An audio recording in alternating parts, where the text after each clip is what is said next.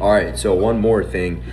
I'm walking on my little walking pad here because I just ate a meal, so I walk for 10 minutes after every meal, except for dinner, so I can stay full at nighttime.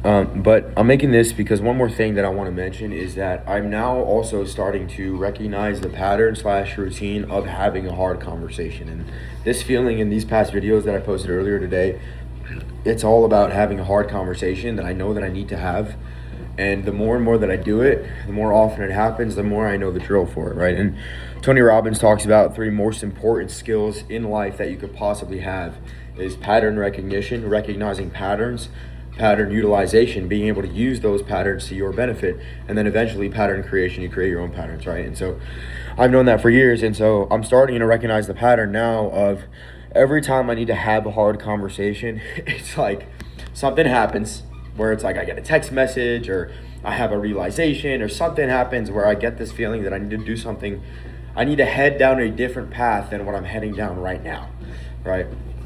And so I do that, or that's like a realization, and then I get hit with a big wave of emotions, and I'm just putting this on my tripod right now so it can get a better angle. But I do that, and then I get hit with a wave of emotions, right? Of like, damn, I really need to do this thing, and I get like a pit in my stomach and like almost sinking.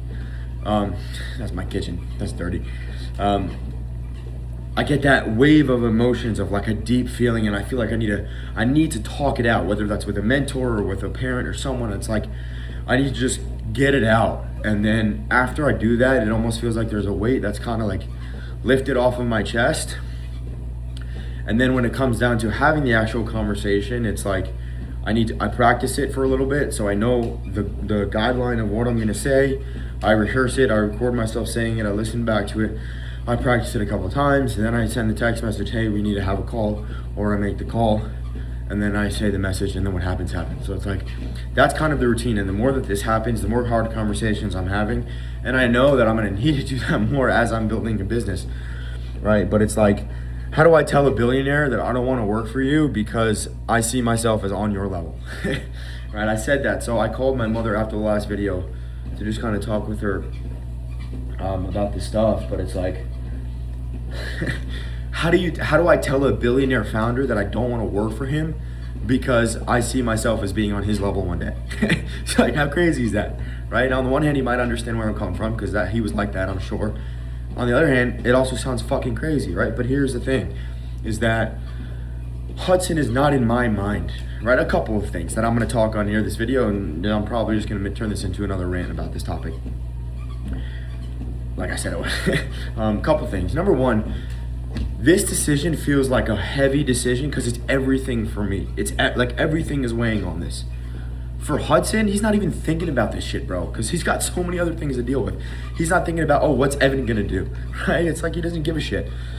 That's one. Number two is, I forgot number two. What's number two? I'm gonna pause this till I remember. Okay, I remember.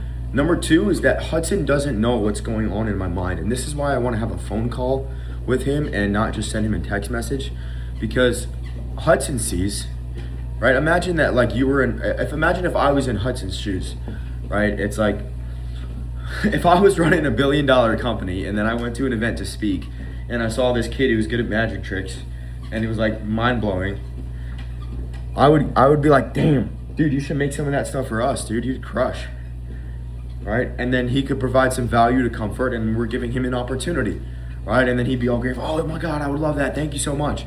That's how Hudson sees me right now. Right? Hudson doesn't know that what goes inside in my mind on a daily basis. He doesn't know that my goal is to build $1 billion company, to be a billionaire, right? And it's the top creator in Hudson's company right now makes $1 million a year. That's fucking nothing compared to what I want to do. Like I mentioned it in the earlier video, my goal since I was 15 was to be worth $6 billion minimum by the time I'm 35 years old, bro. And 90 billion once I'm 60. $90 billion, bro. 1 million is fucking nothing, dude. And you topple that with the fact that even if I were to make $1 million a year as a creator, but I know that I would wake up in 90 days from now, and if my sole job was to every day create comfort videos, I don't want to fuck. I don't want to talk bad about a brand, but I love Comfort. Don't get me wrong. If you're seeing this, I fucking love them. But like, I don't want to if I were to get up and just create videos all day, it's not what I want to do. I'll edit this out.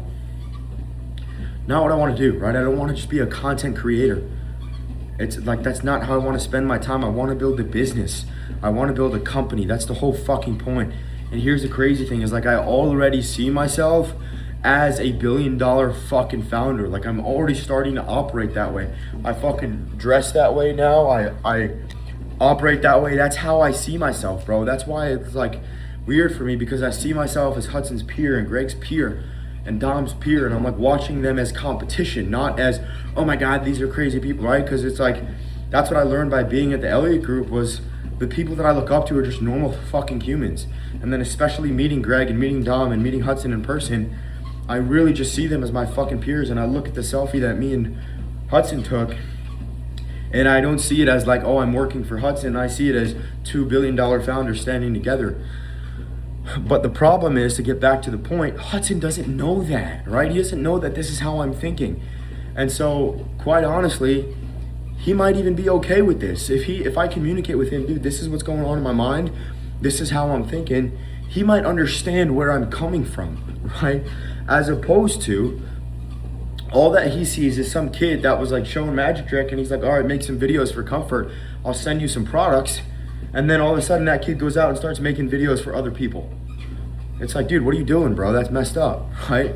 And actually, now that I'm speaking it out loud, I fucking get it. I know why he sent me this text message. Because it's like, he sees me starting to promote for other brands, and I never had a conversation with him, and that's my fault, and I apologize. And I'm going to incorporate that, and when I talk to him, I'm going to apologize to him, because that's not fucking fair to Hudson. And so it's like, all of these different factors, bro. All of these different things. And so the whole point of this recording was originally to state that I know the pattern now. The more hard conversations I have, I realize the pattern of what I do. It's like something happens, I realize I need to have a hard conversation, and then it weighs down on me. I think it through, all the different paths. I do best case, worst case, and then eventually I know the decision that I need to make. It all the way goes down to what if, and if I'm gonna regret it. So I know what decision that I need to make, and then I actually rehearse having that decision. I decide I'm gonna make the decision, I rehearse the conversation, I practice it, and then I build up balls to actually have it, and then I either make the phone call or send the text, or send the text to make the phone call, to be able to have the hard conversation and make the decision I know to need to make, and pull the trigger, right? So that's typically how these things go. But obviously this video turned into another rant. But I don't know, that's just a couple things that I realized when I was talking with my mom. Was like, number one, Hudson doesn't know that this is what's going on in my mind, right? He doesn't know that I want to be a billionaire. He doesn't know that all that stuff is my dreams. And what I don't like, though, is like, I hate talking about these are my dreams, my aspirations, my goals, because it all sounds fanboy-ish, right? It sounds like, okay, anybody can fucking say, yeah, I want to be a billionaire. But I'm like actually willing to do it, right? And that's the hard thing. The problem is I have no evidence yet. I have nothing to fucking show for it. And so it's like, how do I tell him that? But I'm gonna have to rehearse the conversation and figure out what to say, right? But even just speaking this out loud now, I realize it's like, Hudson might have been pissed off, bro, because look at the content that he sees, bro. It's like, he sees this kid at an event, and he's willing to give him an opportunity. He's like, all right, you're good at magic. I'll send you some videos, go make magic videos. I'll send you some hoodies. And then all of a sudden he sees that kid, and he goes out, and the kid starts posting for other companies, trying to get other brands. He's like, bro, I gave you my brand, bro. You have us. What do you need other brands for? Go make Comfort content, right? And I'm realizing now that's what Hudson's thinking. And maybe he was a little angry, and that's my fault, because I'm an idiot for not fucking having a conversation with him. And I should have been upfront with him, straightforward, straight from the get-go. And so I'm gonna call him now and apologize and say, I'm sorry, Hudson. I apologize. I should have been straightforward with you from the get-go. And so I wanted to say that I'm sorry. I'll just keep walking. Right, so I wanted to say that I'm sorry and I apologize, but I want to apologize because I should have been honest with you from the get-go. I am so grateful for the opportunity that you gave me with Comfort the fact that you send me a whole bunch of stuff and I was able to make videos. I'm extremely grateful for that. Thank you very much. Now that being said, you know, I want to just have full transparent. I want to make my intentions clear, so we're on. I don't even want to say intentions clear, but like, I wanted to call you so that we're on the same page. But my goals as an entrepreneur are so much bigger than being a content creator and just creating content, right? And that's why I was at the mastermind. And for a long time, I was an entrepreneur and I hated that. So I quit my job and I started a business, right? But I truly want nothing more. Like, genuinely, I really want Comfort to win. Like, I'll be extremely happy the day that Comfort is number one, not just in TikTok, on every fucking platform where a person could buy something. I want Comfort to be number one. I really do. Right? But my goal is never to be a content creator. I wanted to build my own company. Right? And I fully intend to be on the stage with you, with Greg, and with Dom, speaking in the next couple of years. Right? And so I don't want to get paid. Like, I made you the videos for Comfort because I want to see you crush and I want to see you win. Like, just to give value. That's all I wanted to do. That's the only reason I don't want to get paid for it. But I don't want to come on. I never wanted to come on as a creator. I kind of mentioned it in the video. But like, you sparked the idea for this company. And the goal here is to build this out to be 100 times bigger than Street Talk. I'm sure you know Josh Suggs, who built Street Talk. Anybody can go up on the street and ask questions, right? Not anybody can do what we do. And I have like a network of magicians and stuff and teenagers that are willing to go out and do stuff like this. And so the goal is to build this into a massive company and scale. And I don't know if this is going to be the only company that I ever built, right? The first company might not be my last one, right? Pearly White Deluxe wasn't your last company. I don't know if this is what's going to be the empire, but my full goal, dude, is to do that. It's to be running a 9-figure company, 8-9 figures, is to hit 8-9 figures. Now, obviously, I don't know what that looks like to the extent that you do, but I look at you as a mentor, and this is just me rehearsing, right? But I look at you as a mentor the same way that you looked up to Davey Fogarty when you were starting out, right? That's how I see you, and so it's like, I want to have a relationship with you, and by all means, I'm super close with you, and I'm happy to keep making some stuff for Comfort, right? I really am happy to do it, but number one, I don't want to get paid for it. Like, I should have made that clear. And if you need me to disconnect my ad accounts or whatever, that's fine. I just want you guys to have the videos. But I want to build a business, bro. I am building a business. And so, like, the goal is to do that. So I apologize. I really am sorry for not having this conversation earlier. There was a lot of things that had to go. A lot of things have happened in the last 14 days. I moved into a new town. I left my job. I started a company. I got an idea, I hired some employees, I fired some employees, like a lot of things that were new for me, right? First time ever starting a company. I'm sure you remember what that's like. And so I just wanted to have this conversation with you, bro, just to be upfront, transparently. Like, I see you as a mentor and someone that I look up to. But the goal for me is to build my own business. And I know that you had no idea that this is what's going on in my head. And again, I want to say thank you, because like, if I was in your shoes and I saw a kid at an event that I was speaking at that was just doing magic, and you gave me an opportunity, that was very, very nice of you. But just so you know where my head's at, I never wanted to be a creator. Otherwise, I would go all in on Comfort, bro. With all due respect, I'd make 50 videos a day, dude, more than that. But that's not what I want to do with my life. Anyway, this is me rehearsing. I'm gonna actually go rehearse it so I can do it, but the point is, like, these are some things that I'm thinking through, and this is what people don't fucking see, is like these decisions, and I'm documenting it so I can look back, because I know that one day this is the story that I'm gonna tell.